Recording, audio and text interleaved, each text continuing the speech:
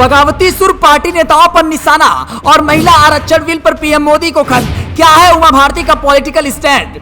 अपनी ही party BJP से अपमान का घूंट पी रही है उमा भारती। जन आशीर्वाद यात्रा में आमंत्रित न किए जाने को लेकर महसूस कर रही है अपमानित। महिला आरक्षण विधेयक में ओबीसी कोटे के आरक्षण को लेकर प्रधानमंत्री को लिख दिया पत्र। क्या प्रधानमंत्री मानेंगे उमा भारती की मांग? बीजेपी की वरिष्ठ नेता और मध्य प्रदेश की पूर्व मुख्यमंत्री उमा भारती बीते कुछ समय से सुर्खियों में है। उमा भारती एक ऐसी नेता है जिनके दखल का असर सत्ता और संगठन में साफ तौर पर दिखाई देता है। मध्य प्रदेश की राजनीति में कई ऐसे मौके आए हैं जब उमा भारती की नाराजगी खुलकर सामने आई है। पिछली बार उनकी नाराजगी तब सामने आई थी जब बीजेपी ने उन्हें जन आशीर्वाद यात्रा के लिए न्योता नहीं भेजा था। उन्होंने कहा था कि अगर बीजेपी उन नेताओं के वजूद को पीछे धकेल देगी जिनके दम पर पार्टी का वजूद खड़ा है तो आप एक दिन खुद खत्म हो जाएंगे। साथ ही कहा था अगर अब मुझे न्योता मिला भी तो मैं इस यात्रा में नहीं जाऊंगी। बता दें कि उमा भारती ने आखिरी बार मध्य प्रदेश में 2003 में चुनाव जीता था। तब बीजेपी की दिग्विजय सिंह के 10 साल के शासन को खत्म करके कांग्रेस को हराया था।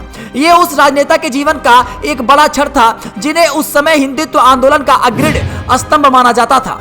हालांकि एक दशक पहले ऐसा दौर भी था जब उमा भारती को उनके गृह राज्य में निर्वासित कर दिया गया था और उत्तर प्रदेश के बुंदेलखंड क्षेत्र में विधानसभा चुनाव लड़ने के लिए मजबूर किया गया था, क्योंकि मध्य प्रदेश के नेताओं ने तर्क दिया था कि उनकी उपस्थिति शिवराज सिंह चौहान सरकार और पार्टी को अस्थिर कर देगी। 64 साल की उमा भारती 2014 में उत्तर प्रदेश के झांसी से संसदीय चुनाव लड़ी और जीती। चुनाव में जीत का परचम लहराने के बाद वो नरेंद्र मोदी सरकार में कैबिनेट मंत्री बनी, लेकिन बाद में हालत बदले और उन्हें 2017 में अपनी पसंद के मुताबिक परिस्थितियां न होने के कारण मंत्रालय छोड़ना पड़ा। फिर साल 2019 में उन्होंने लोकसभा चुनाव न लड़ने का ऐलान किया। मध्य प्रदेश के इस साल के अंत में विधानसभा चुनाव होने वाले हैं। ऐसे में उमा भारती अपने लिए जगह बनाने और अपना गौरव हासिल करने की कोशिश कर रही है, लेकिन उनकी ये लड़ाई विपक्ष से नहीं बल्कि अपने ही पार्टी से है। हालांकि उन्होंने घोषणा किया है कि वो आगामी विधानसभा चुनाव नहीं लड़ेंगी, लेकिन वो साफ तौर पर ये कह चुकी हैं कि उन्होंने राजनीतिक कैरियर से संन्यास नहीं लिया है। महिला आरक्षण विधेयक में अन्य पिछड़ा वर्ग यानी ओबीसी के लिए स्पेशल कोटे की मांग के समर्थन में पार्टी के खिलाफ उनका आक्रोश एक और रिमाइंडर की तरह है कि वो पार्टी में अपनी मान्यता यानी दखल के लिए प्रयास कर रही है।